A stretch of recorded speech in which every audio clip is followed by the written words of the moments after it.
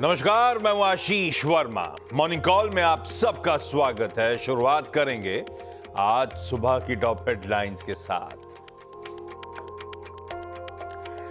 कल होने वाले अमेरिकी राष्ट्रपति चुनावों से पहले दुनिया भर के बाजार सतर्क।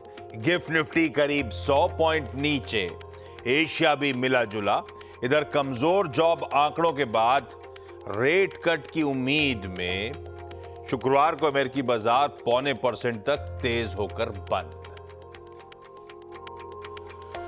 कच्चे तेल की कीमतों में उछाल। इजरायल पर ईरानी अटैक की आशंका से $75 के पास पहुंचा ब्रेंट। उधर बॉन्ड और डॉलर में मजबूती से सोने में नरमी। कॉमेक्स गोल्ड $2750 के नीचे आया। अक्टूबर में बड़ी गाड़ियों की बिक्री करीब 4% बढ़ी मारुति सुजुकी की कुल सेल्स। वहीं M&M ने 20% ज्यादा बेची गाड़ियां। टाटा मोटर्स की सेल्स उम्मीद से रही बेहतर।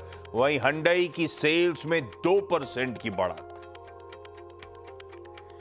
और फेस्टिव सीजन से हीरो मोटर्स की बिक्री को मिला बूस्ट। अक्टूबर में कंपनी ने कुल सेल्स में 18% से ज्यादा का दिखाया उछाल। करीब 6.25 लाख गाड़ियां बेची।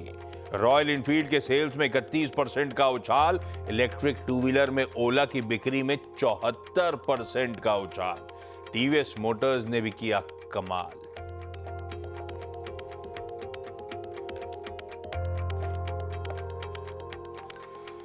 चले भाई, सोमवार की सुबह बढ़िया फेस्टिविटीज के बाद आप सबका स्वागत है। फेस्टिव वीक में यानी पिछले कारोबारी हफ्ते फाइनली कुछ रिलीफ देखने को मिला। बैक टू बैक 4 हफ्तों से निफ्टी जो पिटाई झेल रहा था उससे उबरा। लास्ट वीक निफ्टी में 0.5% वीक ऑन वीक का उछाल देखने को मिला। कह लीजिए लास्ट संवत जाते जाते थोड़े बहुत हालात सुधरे और आज से नए संवत का पहला फुल फ्लेज्ड कारोबारी हफ्ता। और इस हफ्ते की अहमियत बताने की जरूरत नहीं है, बस अब इवेंट्स बता दूंगा आपको, आप समझ जाएंगे ये नया संवत किस नोट पे शुरू हो रहा है।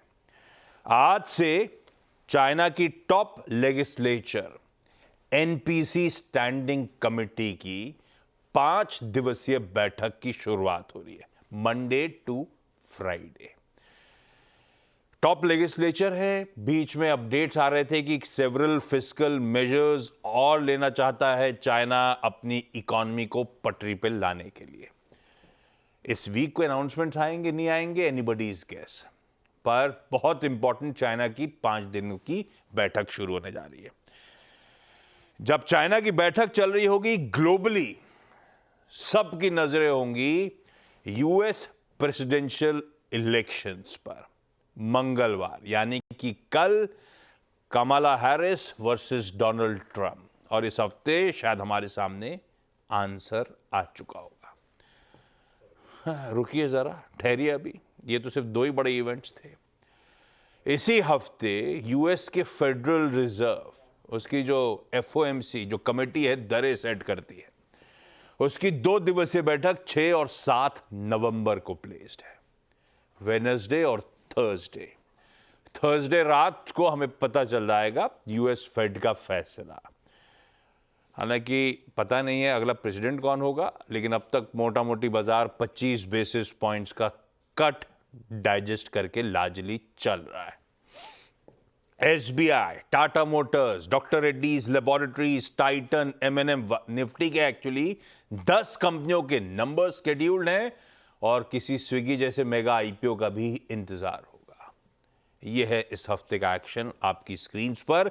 यह हफ्ते के इवेंट्स काफी हद तक बाजार का डायरेक्शन तय करने में मदद कर रहे होंगे। खैर, आज टेक्निकली हमें 2 दिनों के क्यूज पर रिएक्ट करना है। भाई कहने के लिए मुहूर्त ट्रेडिंग का 1 घंटे का सेशन फ्राइडे को हो चुका है, तो थर्सडे के क्यूज हो सकता है डाइजेस्ट किए हों, लेकिन लार्जली इंस्टीट्यूशंस पार्टिसिपेट नहीं करते हैं, इसीलिए मैं दोनों दिन के दिखाता हूं आपको। थर्सडे का यूएस मार्केट्स का परफॉर्मेंस स्क्रीन्स पे 1 से लेकर 0.25% का दबाव था। थर्सडे वो दिन था जब माइक्रोसॉफ्ट, मेटा प्लेटफॉर्म जैसे रिजल्ट्स डिसअपॉइंट कर गए थे, उनके स्टॉक डिसअपॉइंट कर गए थे, तगड़ा प्रेशर बना। और फ्राइडे एक कह लीजिए आधे से 3/4% फाइनली उछाल के साथ ट्रेड। और यहां पे बैकड्रॉप था एक बहुत कमजोर यूएस की जॉब्स रिपोर्ट सामने आ रही थी। ये दोनों चीजों पे हॉर्माज से अपन चर्चा कर रहे होंगे कुछ ही देर में। आज सुबह के फ्यूचर्स भी क्विकली स्क्रीन पर रख देता हूं, हल्के दबाव के साथ 1/4 से आधा % फ्यूचर्स दबाव में, और क्यूज दिखा देता हूं। तब और अब नहीं दिखा रहा मैं, नहीं तो कंफ्यूजन होगा। थर्सडे रात का दिखाऊं, फ्राइडे का दिखाऊं, कुछ डाइजेस्ट किया नहीं है, तब और अब छोड़ दीजिए। तीनों क्यूज लेकर आइए स्क्रीन पे। बॉन्ड यील्ड्स इंच अप कर रही है, 4.4 के करीब आके खड़ी हो गई। डॉलर इंडेक्स 104 के इर्द गिर्द अब कामकाज करता हुआ, और क्रूड जो हेडलाइन प्रोड्यूसर साहब ने मेंशन करा था, इंच अप करते करते $75। बेहद इंटरेस्टिंग सेशन सामने खड़ा है। गिफ्ट निफ्टी कह रहा है 1/3% के दबाव के साथ इस बेहद इंटरेस्टिंग हफ्ते की हम शुरुआत करेंगे, आगाज करेंगे। ऐसे में ग्लोबली मूड कैसा है, हॉर्माज बताएंगे आपको। वीरू बताएंगे कैसे हफ्ते की शुरुआती कारोबारी सत्र में निफ्टी बैंक पे अप्रोच रखा जाए, और हर्षदा से जानेंगे सारे इंपॉर्टेंट स्टॉक्स से न्यूज। लाइए भाई, गिफ्ट निफ्टी हल्का दबाव। आपके एशियाई पियर्स कैसे कर रहे हैं इस समय सुबह? मिला जुला कामकाज है। दिखाइए पूरा एशियाई पैक, ये देखिए मिला जुला ट्रेड है, और यूएस फ्यूचर्स में दिखाई चुका। हॉर्माज गुड मॉर्निंग भाई, कैसा रहा आपका वीकेंड और क्या मूड है? खबरें डाइजेस्ट करने में चला गया वीकेंड। लेकिन जैसे आपने बताया बहुत महत्वपूर्ण हफ्ता है ग्लोबल मार्केट्स के लिए। बहुत सारे फैक्टर्स हैं, आपने सारे हाईलाइट करे, एक के बाद एक उन पर चर्चा करते हैं। यूएस इलेक्शंस जो पोलिंग शुरू हो चुकी है, पर अभी भी कोई क्लियर रुझान निकल कर नहीं आ रहा है कि कौन आगे है, कौन पीछे चल रहा है, कौन आगे चल रहा है। अभी भी कांटे की टक्कर है, क्योंकि एबीसी इप्सॉस ने जो अभी पोल किया है, जिसमें अभी मैं पढ़ रहा था उस बारे में, तो अभी भी 49% रुझान कमला हैरिस की तरफ है, 46% डोनाल्ड ट्रंप की तरफ है। लेकिन एनबीसी न्यूज़ ने जो पोल करा है 49 अभी भी इक्वल है। तो अब तक ये क्लैरिटी निकल कर नहीं आ रही है कि कौन किसका पलड़ा भारी है, क्योंकि स्विंग स्टेट्स जो है वो इवेंचुअली डिसाइड करेंगे कि कौन होगा अमेरिका का अगला राष्ट्रपति। और उस वजह से कब तक मिल जाएगा? यहाँ पे तो फटाफट काउंटिंग शुरू हो जाती है। अगर पेंच नहीं फंस रहा है, क्लियर कट वर्डिक्ट है, तो हमें परसों तक आंसर मिल जाना चाहिए। बिल्कुल। और लेकिन वहां पर जो है पॉपुलर वोट आप भले जीत जाए, लेकिन आपको इलेक्टोरल कॉलेज में मेजॉरिटी लाना जरूरी है। ये 2016 में भी ये हुआ था, हिलरी क्लिंटन ने पॉपुलर वोट जीता था, लेकिन इलेक्टोरल कॉलेज में उन्हें मेजॉरिटी नहीं मिली थी। तो इलेक्टोरल कॉलेज में न्यूयॉर्क टाइम्स ने जो कल एक सर्वे करा था, उसमें भी अभी तक कोई क्लियर मेजॉरिटी नहीं आई है। कमला हैरिस को लगभग 226 वोट्स है, डोनाल्ड ट्रंप को 219 वोट्स है। तो अब तक लेवल पे चल रहा है, तो वहाँ पर नज़र लगारी रखनी बहुत ज़रूरी है। यूएस पे नज़र इसलिए भी बनी होगी क्योंकि फेड के डिसीजंस आएंगे। आपने बताया अभी 25 बेसिस पॉइंट्स डाइजेस्ट कर रहा है बाजार, लेकिन जो जॉब्स डेटा आया शुक्रवार को, उसके बाद जो है वो एक छोटी सी प्रोबेबिलिटी 50 बेसिस पॉइंट्स की भी निकल कर आ गई है। तो हो सकता है नज भी करें, 50 करें यार, कर दीजिए, है ना? हो सकता है, पॉसिबल है। पॉलिटिकल जॉब्स रिपोर्ट वाकई बहुत खराब आई है। अनुमान उस तरह का नहीं था, क्योंकि हरिकेन्स आए थे, हड़तालें हुई थी, फैक्टर कर रहे थे, मगर वो अनुमानों में भी नहीं हो रहा था, क्योंकि अनुमान भी 1 लाख का था और आए 12,000। पर बाजार ने उस बात को डाइजेस्ट कर लिया कि हाँ, ये तो पता ही था हमें कि ऐसा ही आना है, इसलिए अमेरिका के बाजार शुक्रवार को तेजी के साथ बंद हुए। मगर अभी भी 98% प्रोबेबिलिटी है कि 25 का कट आएगा, लेकिन 2% की एक प्रोबेबिलिटी अब निकल कर आई है कि 50 का भी आ सकता है। तीसरा सबसे 25 मानकर चलिए, देखेंगे। अब कमेंट्री ज्यादा जरूरी होगी, 25 बेसिस पॉइंट पकड़ लीजिए, ठीक है। कमेंट्री आगे की ज्यादा जरूरी होगी, क्योंकि अब कट तो खैर आना ही है, मगर आगे कितना आएगा, कब आएगा और कैसे आएगा, ये जानना ज्यादा जरूरी है। तीसरा सबसे बड़ा फैक्टर है तेल। अब ये तो बात यही है कि खबरें आ रही है कि ईरान इराकी ज़मीन से इजराइल पर हमला कर सकता है। वॉल स्ट्रीट जर्नल ने भी एक रिपोर्ट लिखी है कि एक कॉम्प्लेक्स और तगड़ा हमला करने की तैयारी में है ईरान, मगर अब वो सूत्रों के हवाले से खबर है, उस पर कितनी पक्की बात है ये तो अब जब कुछ अगर हो तो पता चले। मगर जो बड़ा फैक्टर आया है वो ओपेक की तरफ से आया है। हम पिछले हफ्ते भी आपसे बात कर रहे थे कि ओपेक अब दिसंबर में अपनी सप्लाई बढ़ाने की जो डेडलाइन है उसको उन्होंने 1 महीना और पीछे कर दिया है, बाजार के हालचाल को मद्देनजर रखते हुए, क्योंकि मांग नहीं है।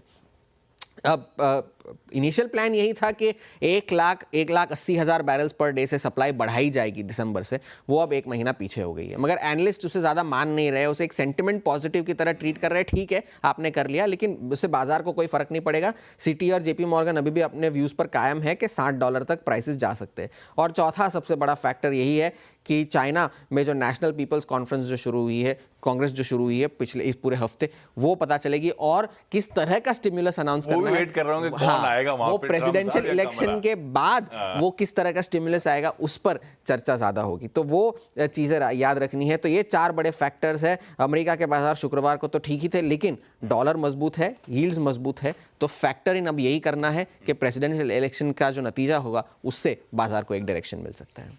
बहुत इंटरेस्टिंग हफ्ता, बहुत सारी चीजें लाइंड अप, सब पे नजर रखिएगा। हाँ, जापान के बाजार आज निक्केई जो अलग से अगर देख रहे हो आप ग्लोब में, तो निक्केई मत देखिएगा, वो फ्राइडे का ट्रेडिंग सेशन नजर आ रहा है जो अच्छी तेजी थी, वो आज मार्केट्स बंद हैं। बाकी पूरा एशिया कामकाज कर रहा है। चले भाई वीरू के पास चला जाए। वो मुहूर्त का 1 घंटे का ट्रेडिंग सेशन आपकी स्क्रीन पर रख देता हूं। मोटा मोटी आधे % का उछाल, 24,300 पे क्लोज। सेशन बुरा नहीं था, वो ऐसे ही होता है, बढ़िया गैप के साथ खुलते हैं क्योंकि सब खरीदारी करते हैं, मुहूर्त होता है, माना जाता है कि खरीदना चाहिए। ऊपर जाके फिर मामला हमेशा ठंडा पड़ता है। पर कई बार मैंने नोटिस किया है मुहूर्त में लाल में बंद होता है, तो फ्राइडे वाला मुहूर्त इतना बुरा नहीं था, आधा % मजबूती के साथ बंद हुआ। लेकिन ये इंस्टीट्यूशन अपने जज्बातों के साथ खेलते हैं। FII DII है, FII 200 करोड़ रुपए बेच गए, DII 325 करोड़ रुपए का माल बेच गए। हम यार रिलीजियस सेंटिमेंट्स का फायदा उठा रहे थे, हम सब खरीद रहे थे मुहूर्त करके, ये कुछ माल छोड़ गए। खैर वीरू, ये तो एबरेशन वाला सेशन था। फ्रेश अप्रोच क्या रखी जाए भाई आज मंडे के लिए निफ्टी बैंक पे? गुड मॉर्निंग आपको। Good morning. देखिए आशीष, इस सीरीज पे नवंबर की सीरीज जो कि हालांकि स्टार्ट हो चुकी है, बट कुछ डेटा अगर आप क्रिटिकल देखें ना, 12 महीने का सबसे लो रोल ओवर, लगभग आप समझ लीजिएगा कि 12 महीने का सबसे लोवेस्ट।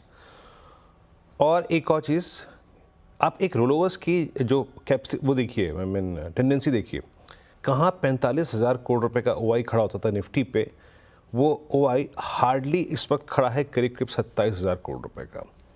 हिस्टोरिकली इतने लो रोल ओवर्स, इतना लो आउटस्टैंडिंग OI एक लिमिटेड डाउनसाइड और बड़े अपसाइड का इंडिकेटर होता है। पहली चीज़ देखिए, मैं ये अपना व्यू नहीं दे रहा हूँ, ये डेटा का व्यू है कि बेचने को बहुत कुछ नहीं है as per derivative positioning, index में भी और स्टॉक फ्यूचर्स में भी। स्टॉक फ्यूचर्स इसलिए कह रहा हूँ, आउट ऑफ 182 स्टॉक फ्यूचर्स आशीष, मात्र 20 stocks month on month basis पे पॉजिटिव बंद हुए हैं, अदरवाइज बाकी 162 in red. That means short और लॉन्ग अनवाइंडिंग। तो ऑलरेडी बहुत डैमेज इस प्राइस पे हो चुका है, ठीक है। अब नेगेटिव तब होना है जब 24,077 और 24,000 का जोन टूट जाए, तभी नेगेटिव व्यू होगा, उससे पहले नहीं। क्यों, समझाता हूं मैं। देखिए, इंस्टीट्यूशन की फिगर्स को अब छोड़ देते हैं, ठीक है। आपने काफ़ी हद तक FIs के सेट्स को समझा ही दिया था। बस इतना है कि इस सीरीज की शुरुआत भी वो सब्सटेंशियल शॉर्ट कॉन्ट्रैक्ट से कर रहे हैं, with net short of approximately 1,57,000 contract, 1,51,000 contract.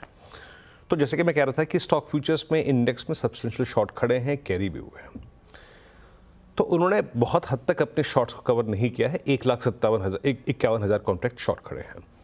अब आप पहले वीक की पोजिशनिंग को देखिए, जिसमें आप कई बड़े इवेंट्स को गिना भी रहे थे। बड़े स्ट्रॉन्ग कॉल आइटर्स 24,300, 400, 500 की जोन में प्लेस्ड है, बहुत स्ट्रांगली प्लेस्ड है। और नीचे 24,200 की पुट और 24,000 की पुट मंथली कॉन्ट्रैक्ट में बड़े आउटस्टैंडिंग वाई होल्ड करती है आशीष। 24,000 की पुट मंथली कॉन्ट्रैक्ट में। तो अब अप्रोच क्या रखनी है, जरा उसको समझ लेते हैं। अब और इनफैक्ट मैं आपको पिरामिड्स दिखाता भी हूँ। पिरामिड्स में आपको क्लियरली रिफ्लेक्ट नजर आएगा जिस प्रकार की इवेंट लाइंड अप है। कॉल आइटर्स एक बहुत स्ट्रॉन्गली है, ये ब्लू डार्क कैंडल्स 24,300, 400, 500 पे। पुट राइटर्स 24,200 पे, 300 पे भी है, और मंथली पुट राइटर 24,000 की जोन में। एक होता है एग्रेसिव ट्रेडर और एक होते हैं पोजिशनल ट्रेडर। दोनों के पर्सपेक्टिव से कमेंट करूंगा, बेस लेके आइएगा स्क्रीन पे। पहले मैं पोजिशनली या फिर शॉर्ट जाने का तर्क तब तक नहीं रखता हूं अब जब तक कि 24,077 वायलेट हो जाए, जो कि बेस 2 है। बेस 1 तक एज ए डे ट्रेडर मैं डिप को बाय करना चाहूँगा, और जो एग्रेसिव ट्रेडर होते हैं, अगर इन किन्हीं सर्कमस्टेंसेज में निफ्टी तोड़ता है बेस 1 को, तो बेस 2 तक का विजिट पॉसिबल है। बट मैंने कहा कि मैं पोजिशनली शॉर्ट नहीं करूंगा और बेस 1 के डिप को बाय करूंगा ऊपर की तरफ। याद रखिएगा, जिस तरीके से 10, 100 प्लेस्ड है, ये जोन जो है ना, करीब करीब 24,434 का और करीब 24,459 का, 510 का, ये आपके ट्रेड्स को एग्जिट करने का जोन होगा। नई तेजी, बड़ी शॉर्ट कवरिंग इस सीरीज की तब आएगी जब आप 24,517 के ऊपर सेटल होकर ट्रेड करना शुरू कर देंगे। और जो बात करता है मैं रिस्क की, रिस्क है निफ्टी आईटी। अगर 42,200 का लेवल वायलेट हुआ तो निफ्टी आईटी प्रेशर प्रोवाइड करेगा। दैट मीन्स वो अब एक क्रिटिकल एवरेज को तोड़ के ट्रेड करने को राजी है। और रिवॉर्ड हमारे पास क्या है, माफ कीजिएगा, 40,200, वो है निफ्टी बैंक। उस पर आते हैं। निफ्टी बैंक आपके स्क्रीन पे better roll over with cost positive, मतलब अच्छे रोल ओवर्स हुए। यहाँ पर 52,000 पे इमीडिएटली कॉल राइटर है, 51,500 पे 51,000 पे पुट राइटर है। बड़ी चीज़ ये है, with 96% roll overs, HDFC bank roll overs sheet पे काफ़ी स्ट्रांगली और बहुत अच्छे इंप्रेसिव फिगर्स देखे गया है। 52,000 पे कॉल राइटर, 51,500 पे पुट राइटर, 51,000 पे पुट राइटर। अप्रोच क्या रहेगी? एज अ डे ट्रेडर मैं अभी भी वकालत यही करूंगा कि जब तक base 2, that means 100 day exponential moving average का जोन वायलेट नहीं हो रहा है, शॉर्टिंग का कोई तर्क नहीं है। मैं बेस 1 पर और closer to base 2 Nifty bank को बाय करना चाहूँगा। और उन सभी ट्रेड को जो कि लोअर ट्रेजेक्टरीज में हम पिक करेंगे आशीष, उसका टेस्ट जोन होगा RS1। वो क्या है? Dominated by call writers. 52,050 की ट्रेजेक्टरी, 51,900 की ट्रेजेक्टरी। इस जोन में आपके अपने ट्रेड को चेक करिए। निफ्टी बैंक का बड़ा ब्रेकआउट तभी आएगा जब आप 52050 के ऊपर सस्टेन कर लेंगे। In that case a 389 swing possible. Ashish, Nifty bank का बढ़िया सा मंडे का अप्रोच आप लोगों की स्क्रीन्स पे। हर्षदा के पास चला जाए और आज के सारे इंपॉर्टेंट स्टॉक्स इन न्यूज।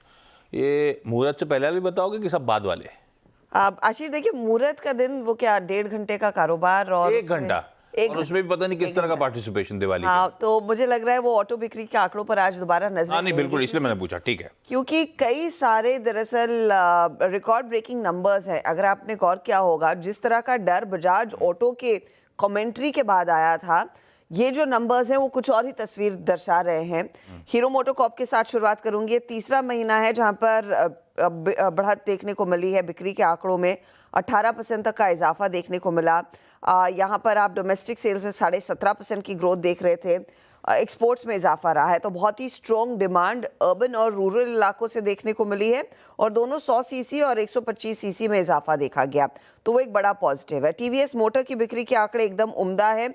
उम्मीद थी 4.83 लाख यूनिट्स की, 4.89 लाख यूनिट्स कंपनी ने बेची है। 14% तक की ग्रोथ देखने को मिली है। बहुत ही बढ़िया प्रदर्शन उभर कर आया। इलेक्ट्रिक व्हीकल सेल्स में करीब 45% तक की ग्रोथ दर्ज हुई। आइशो मोटर्स, जैसे हम कह रहे थे कि इस बारी 1 लाख यूनिट से ज्यादा बिक्री का नंबर आ सकता है, 1,10,000 यूनिट्स बेची हैं, तो वो भी एक बड़ा पॉजिटिव है। यहाँ पर 31% तक की ग्रोथ दर्ज हुई है। Hyundai मोटर्स भी अगर आप देखिए, या Hyundai मोटर्स भी अगर आप देखिए, 2% तक की ग्रोथ देखने को मिली। डोमेस्टिक सेल्स इनके फ्लैट रहे हैं। अक्टूबर में CV सेल्स में ऑफकोर्स पिकअप देखने को मिला है। मारुति के लिए 2 लाख से ऊपर का नंबर उभर कर आया, वो भी एक बहुत बड़ा पॉजिटिव है। भले ही सिर्फ 3.5 से 4% तक की ग्रोथ देखने को मिली हो, लेकिन M&M के केस में रिकॉर्ड SUVs इन्होंने अक्टूबर के महीने में बेची है, जहां पर हमने देखा है 20% तक की ग्रोथ टोटल सेल्स में नजर आई। इनका SUV वाला कंट्रीब्यूटर सबसे ज्यादा था और ट्रैक्टर सेल्स में भी एक अच्छी खासी पिकअप M&M के केस में आती हुई दिखाई दी है। टाटा मोटर्स के केस में भी अगर आप ध्यान देंगे तो यहाँ पर पिकअप ही देखने को मिला, उम्मीद से कहीं बेहतर। तो ऑटो बिक्री वाला जो नंबर है और वो जो प्ले आपने फ्राइडे को उस मुहूर्त सेशन में देखा, मुझे लगता है आज भी ये बरकरार रहना चाहिए, क्योंकि नंबर्स बहुत ज़्यादा स्ट्रॉन्ग है इस पर्टिकुलर समय, जहां पर वैसे भी कमेंट्री ने मूड थोड़ा सा बिगाड़ रखा था। अब आप आएंगे कुछ और दूसरे अपडेट्स पर। उसमें ऑयल मार्केटिंग कंपनियों ने कमर्शियल LPG गैस सिलेंडर्स के दामों में कुछ इजाफा कर दिया है। करीब 19 रुपये प्रति kg से बढ़त आती हुई दिखाई दे रही है, तो 62 के आसपास तक का यहाँ पर भाव बढ़ता हुआ दिखाई दिया है। दिल्ली में ऑफ कोर्स हमने देखा है वो ज़्यादा इम्प्लीकेशंस इसके रहेंगे।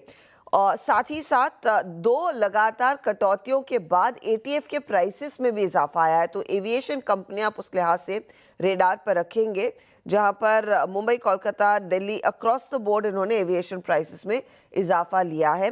तो वो एक और चीज़ है एविएशन कंपनियों के लिए। दूसरी तरफ अपोलो हॉस्पिटल्स की तरफ से एक अपडेट आया कि मुंबई के वर्ली में हमारे ऑफिस के पास ये दरअसल एक 500 बेड का हॉस्पिटल ये शुरू करने वाले हैं। तो उसको लेकर कुछ डिटेल्स आगे निकल कर आएंगी। साथ ही साथ ये अपनी लखनऊ वाली कैपेसिटी को भी 200 बेड से और एक्सपैंड कर रहे हैं। ये कंपनी की तरफ से अपडेट्स आए हैं over the weekend. Shilpa Medicare good manufacturing practices की एक इंस्पेक्शन हुई थी, इनकी यूनिट 4 बैंगलोर वाली। 4 ऑब्जर्वेशंस आए हैं। कंपनी ने कहा है सारे प्रोसीजरल इन नेचर है और एक सीमित तय समय के बीच इनको एड्रेस करना होगा। तो ये फिलहाल एक अपडेट शिल्पा मेडिकेयर की तरफ से। प्रीमियर एनर्जीज एक रीसेंट लिस्टिंग है, उनके लिए एक अपडेट ये निकल कर आया है कि इनकी दरअसल इकाई है, उनको मल्टीपल ऑर्डर्स जिसका कुल आकलन 560 करोड़ के आसपास का है। फोटोवोल्टिक बिजनेस में जो कंपनी की इकाई है उसमें ऑर्डर्स हाथ लगते हुए दिखाई दिए हैं। तो वो भी एक स्टॉक आप रेडार पर रखेंगे। नंबर्स में जेन टेक्नोलॉजीज का परफॉर्मेंस अच्छा रहा है, प्रॉफिट में ग्रोथ आया, रेवेन्यू बढ़कर आया, एबिटा बढ़कर आया, मार्जिन्स खासे एक्सपैंड हुए हैं। तो ये कुछ स्टॉक्स है जो आप फोकस में रखेंगे, जो of course over the weekend कुछ ही खबरें आई हैं, उनमें से ये चंद हैं। रखिए रडार पे तमाम स्टॉक्स क्विकली। छोटा सा ब्रेक के उस पर आज का मंडे का इवेंट्स कैलेंडर और साथ साथ कमोडिटी स्ट्रैटेजी। चलिए भाई, ब्रेक के बाद आप सबका स्वागत है। आज का पहले तो इवेंट्स कैलेंडर। मंडे का दिन है, 2 एक्सपायरीज। हालांकि नवंबर में ट्रांजिशन होकर सब मामला ठंडा पड़ने वाला है, लेकिन फिलहाल तो 2 एक्सपायरी कर लीजिए तैयारी। मिड कैप सेलेक्ट की और साथ साथ बैंक एक्स की। आज निफ्टी का कोई रिजल्ट नहीं है। हाँ, इस हफ्ते 10 नंबर्स आने हैं निफ्टी 50 के, लेकिन आज कोई नहीं है। वायदा के लेकिन 4 कंपनीज इंपॉर्टेंट, जिनके नंबर इंपॉर्टेंट क्या, 4 ही वायदा के नंबर्स आने, एबीबी, बाटा, एक्साइड इंडस्ट्रीज और IRCTC। ये 4 वायदा के, बाकी फिर कैश की लंबी लिस्ट है। चौथा लिखा नहीं, IRCTC है। एक्स डिविडेंड पे कोलगेट 24, बाकी ठीक है। 24 रुपए का कोलगेट का एडजस्टमेंट है, लिस्ट स्क्रीन पर आ जाएगी। 10:30 बजे आज सुबह हमारा मैन्युफैक्चरिंग PMI का नंबर आएगा। ग्लोब में कई सारी जगहों का आएगा, अपन उस पर चर्चा करते नहीं, इसलिए अपना सिर्फ बता रहा हूं। यूएस में आज शाम को फैक्ट्री ऑर्डर्स और टोटल व्हीकल सेल्स के नंबर्स। आज जापान में कल्चर डे के चलते छुट्टी है, वो तो मैंने अपफ्रंट बताया था आपको। 2 लॉन्चेस हैं, इंपॉर्टेंट है। आयशर मोटर्स को रडार पे रखिएगा, उनकी पहली रॉयल इनफील्ड इलेक्ट्रिक मोटरसाइकिल आज अनवेल होगी। इन्होंने जो टीजर शेयर करा है उसमें बड़े बड़े स्काई स्किपर्स के सामने एक शैडो आ रही है गाड़ी की, वो बनाया कि है, लाए कि नहीं लाए पता नहीं, वो एक टीजर है। अब देखते हैं आज जो अनवेल होगी तो कैसी लग रही है। ये वो टीजर है इनकी तरफ से। दूसरा, मारुति सुजुकी को रडार पे रखिएगा। हाँ, वो ऑटो सेल्स नंबर्स वगैरह ठीक अपनी जगह।